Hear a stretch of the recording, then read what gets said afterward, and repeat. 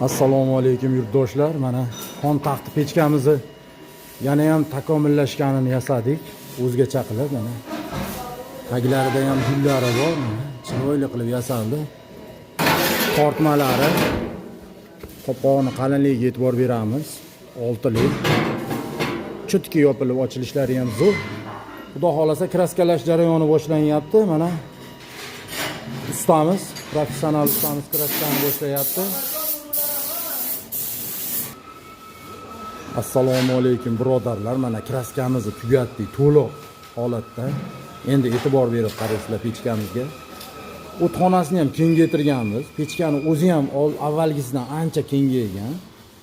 Qulayliklarni men sizlarga ko'rsatib o'tib ketaman. Mana birinchi qopqoqni olsangiz, choynak qo'ysangiz bo'ladi. Mana ikkinchi qopqoqni olgandan keyin qozon qo'ysa bo'ladi. Endi qo'yish shartmi, shart emasmi, bu o'zingiz bilasiz. Mana ichidagi chuguni ham ancha-muncha issiqqa chidaydigan chugun. Mana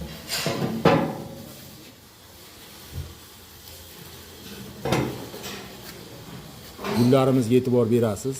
Bejirim qilib qo'yilgan mana. Tepa qismlariga ham qo'yib chiqqanmiz. Tagiga ham gullar qilingan. Batga katta paqir ham tushadigan qilib qo'yganman mana. Qulaylik qilib. Ikkala tomoniga ham paqir qo'ysa bo'laveradi mana. Eshiklari ham kattagina, mana tortmasi ham katta. Shulqa deb to'lavermaydi mana. Orqa qismini ham ko'rsatib o'tib ketaman. Orqa qismida ham joyi bor. Orqasidan ham issiq chiqaradi.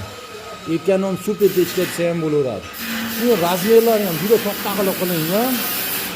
Mana o'zlaring e'tibor beringlar. Xudo xohlasa qo'ldan kelgancha harakat qildik. Endi shu mehnatimizga bitta like bosib, obuna bo'lib qo'yishni unutmaysizlar. Sog' bo'linglar, salomat bo'linglar.